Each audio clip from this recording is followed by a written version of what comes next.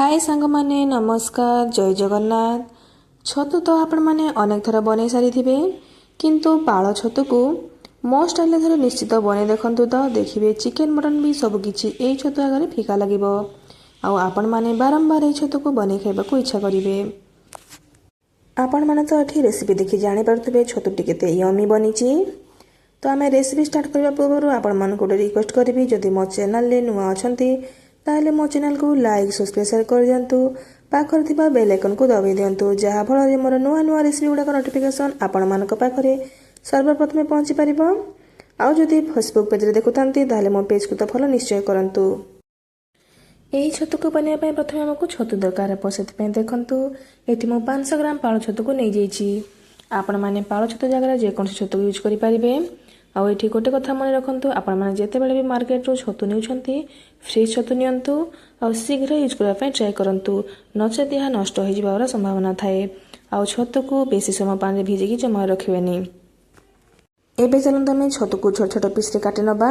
जदि छतु बड़ थाए ताहले आपण याको 3 रु 4 पीस रे काटि परिबे। जदि छोट पीस थाए याको 2 खंड मथ करि परिबे। एठी देखंतु छतु जेहेतु छोट थिला एठी मो 2 पीसेस रे काटिछि। याको काटि सारला परे आमे याको पानी रे 4 रु 5 थर पय भल भाबे क्लीन की धोइ नबा। आ एठी देखंतु छतु रेन रे एम्ति गोटे पीसेस थाए आपण माने याको न फिंगी यूज मध्य करि परिबे किछि प्रॉब्लम हेबो नाही।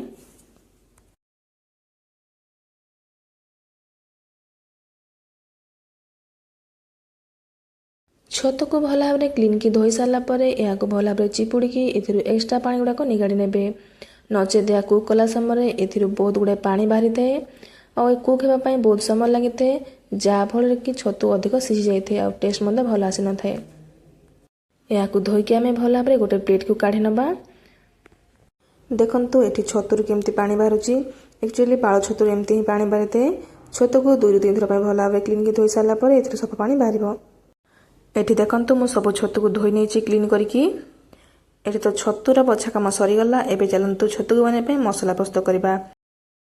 याकु एबे हमें घर बेसिक मसला रे बनेबा पूरा देसी स्टाइल रे बनेबा। घरे जो मसला गुडा अवेलेबल थबो सेथिरे बनेबा। सेति पय देखंतु एठी मु गोटे मिक्सी जार नै जेइछि। एथिरे एबे हमें 2 रु 3 पिंच अदा को दे दबा। 8 रु 10 कळा रसुण गोटे बड़ साइज रो प्याज को काटि नेथिले ताको पीस पीस आकार ताको दे दबा। गोटे चमच गोटा धनिया गोटे चमच गोटा जीरा 2टी सुखा लंका बस एतिकी मसला ही दबा। एथिरे एबे हमें अल्प टिके पानी दी याको हमें फाइन पेस्ट बनै नबा। देखंतु एठी छतु बनाइबा पय एठी मसला रेडी हो जाइछि। एबे चलंतु नेक्स्ट प्रोसेस को जिबा छतु को कुक करबा। सेति पय देखंतु एठी गैस ऑन करी मो एठी गोटे कड़ाई बसै नेछि। एथिरे पे हमें 4 रु 5 चमच तेल को दे देबा।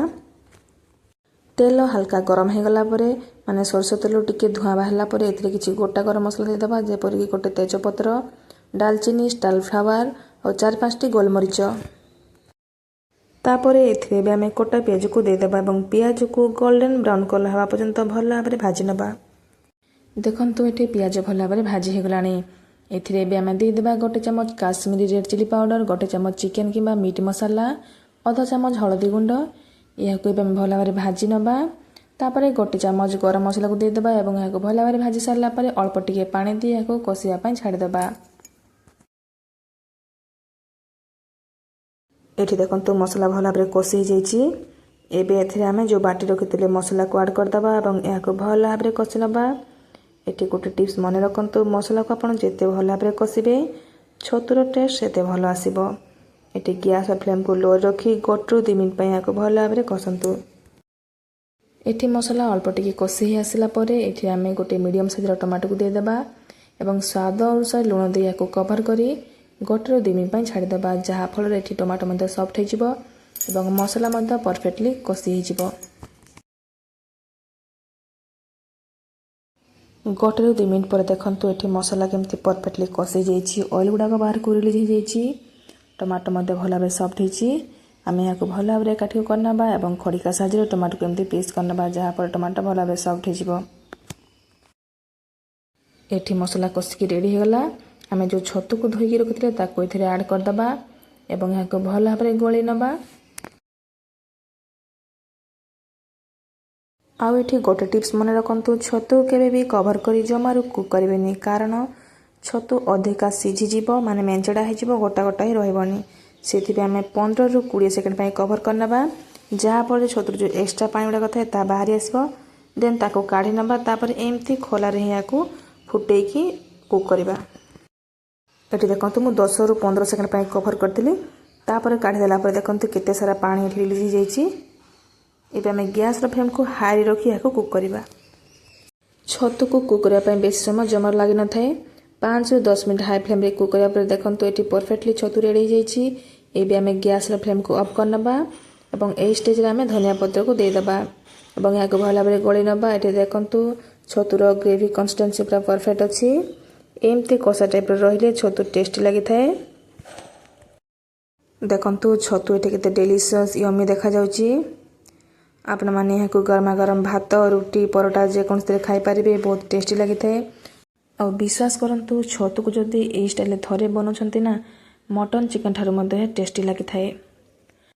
ଆଉ ଛତୁର ଏହି ରେସିପି ଖାଇବାକୁ ବାରମ୍ବାର ପସନ୍ଦ କରିବେ। ମାର୍କେଟରୁ ଖୋଜି ଖୋଜି ଆଣି ଏହି ଛତୁକୁ ରୋଷେଇ କରିବେ। ତ ସାଙ୍ଗମାନେ ଏହାକୁ ଥରେ ନିଶ୍ଚୟ ଟ୍ରାଏ କରନ୍ତୁ। ଆଉ କେମିତି ଲାଗିଲା ମୋତେ କମେଣ୍ଟ ମାଧ୍ୟମରେ ଜଣାନ୍ତୁ। ଆଉ ଯଦି ଭଲ ଲାଗିଥାଏ ତାହେଲେ ମୋ ଚ୍ୟାନେଲକୁ ଲାଇକ୍, ସବସ୍କ୍ରାଇବ୍, ସେୟାର କରିଦିଅନ୍ତୁ। ଦେଖା ହେବା ଆଉ ଗୋଟିଏ ନୂଆ ରେସିପି ସହିତ ନେକ୍ସଟ ଭିଡ଼ିଓରେ। ରହିଲି, ବାଏ ବାଏ, ଜୟ ଜଗନ୍ନାଥ।